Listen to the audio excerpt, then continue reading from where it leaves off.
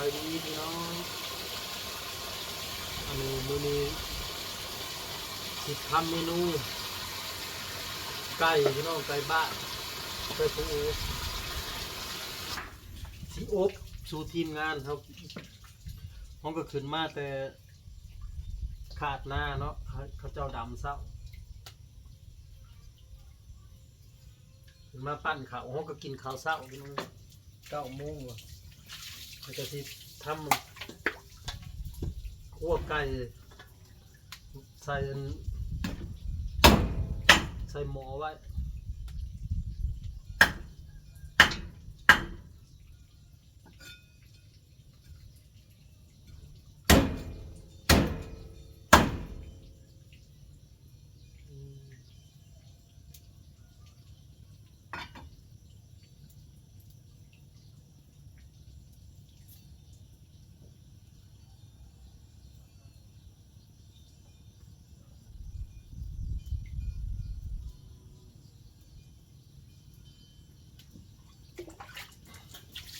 อบสู่ทีมงาน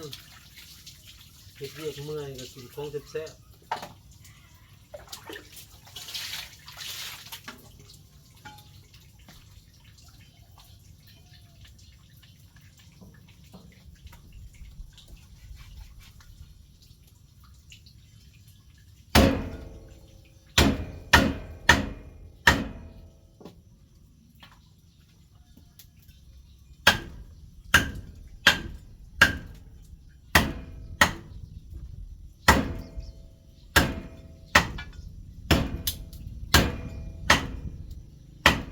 ปูใหญ่พี่น้องต้มส้มอบไปเปื่อย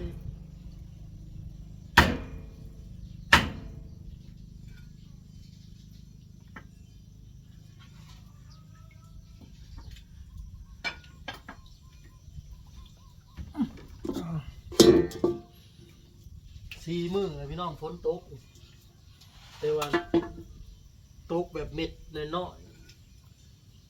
น้ำมันข้างให้หน้าเลยเผาจังหวะเผาน้ำ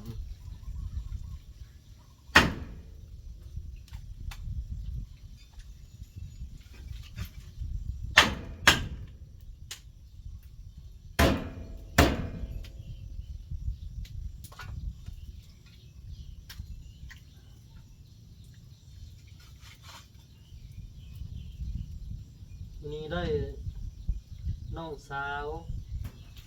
แล้วก็ร้านสาวกับน้องเคย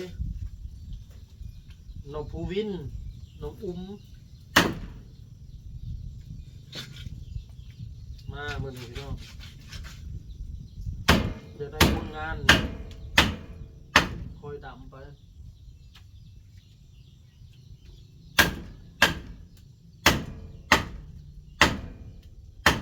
ภูวินกับมารับจ้างน้องกับร้านมาซอยกระถินแม่แท็กปลาตวนข้านทอดกระดูกบาวจอยผูกเขาขามาแต่ไทยนะเขาทอดดูกมื้อนี้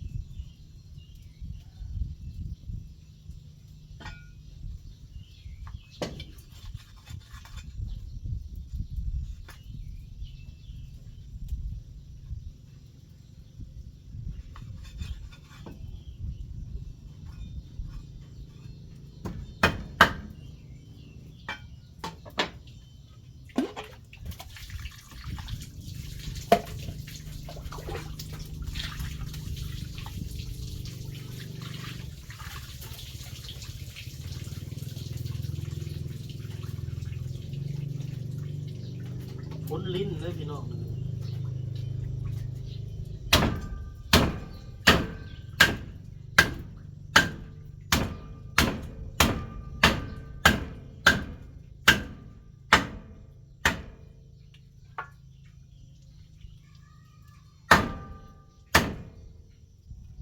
เฮ็ดเวียกไปเมื่อยได้กินอาหารแซ่บๆกับมีแห้งแล้วเนาะ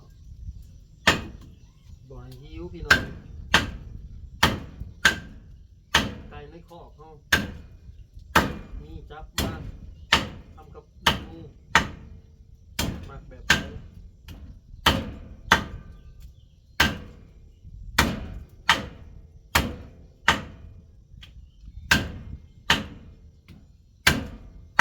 มักปิ้งก็กินปิ้งคือย่าง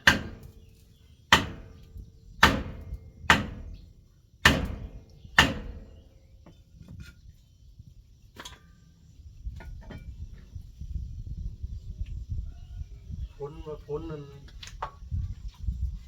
สิตกจนฮอดวันที่5ที่6ตกมาคู่มื้อ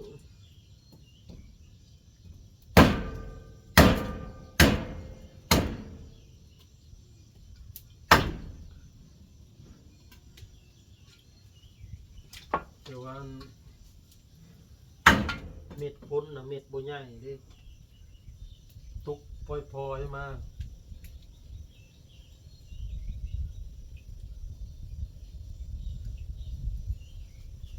ยังบ่ได้มีน้ำเลยนะให้นาเพื่อนแบบพอดีเป็นตุ่มนะ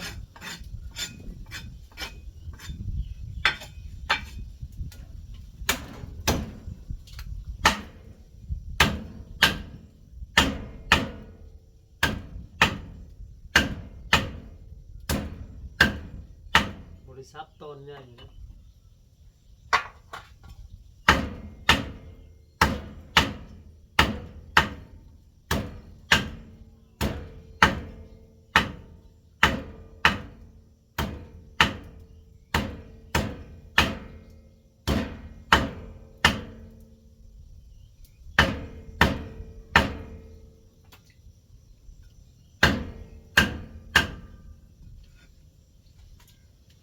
จะคนวะ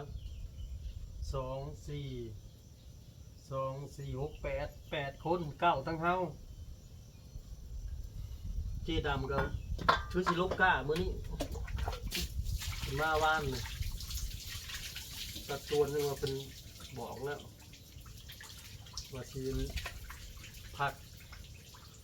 อันนั้นสังฆทานทอดดูบ้านเฮาอะเดินสังฆทานทอดดูเฮ็ดบุญน้อย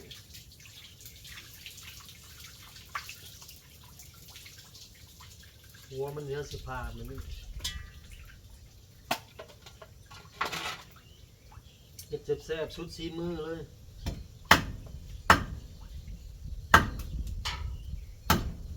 ดิบมันก็ตัดออกเลยพี่น้อง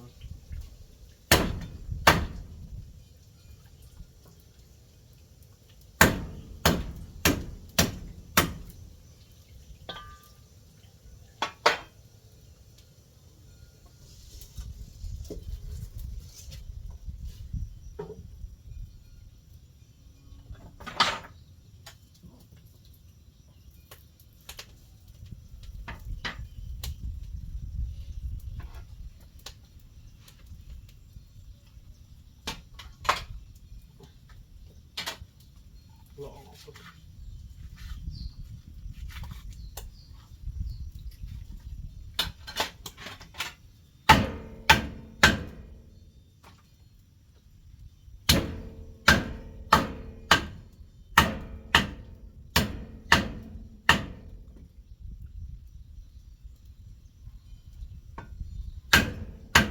กล้า200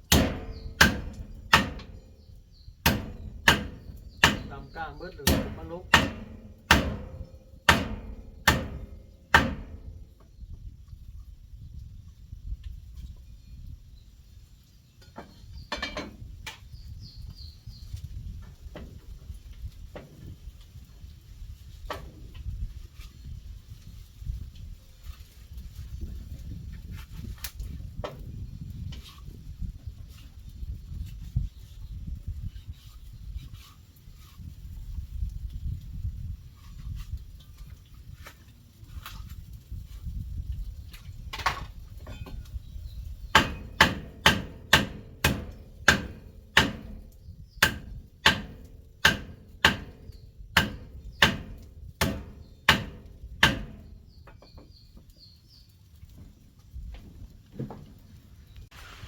ข้างหมอขึ้นพี่น้องเรียบร้อยแล้ว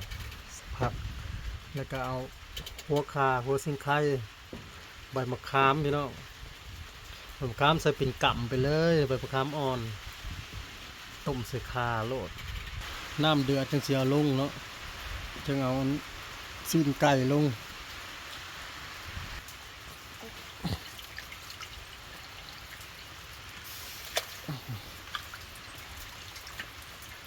แซ่บแน่นอนพี่น้องเอาสิข้างปลาไว้แล้วสิลงไปดำหน้าเด้อ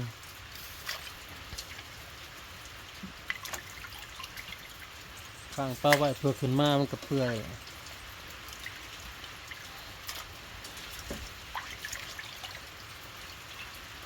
ต้มใส่ข่าหัวสิงไข่ตะไคร้อะไรนะพี่น้องต้มปลาไว้นั่นแหละบ่มีหยังขึ้นมาหรอกพี่น้อง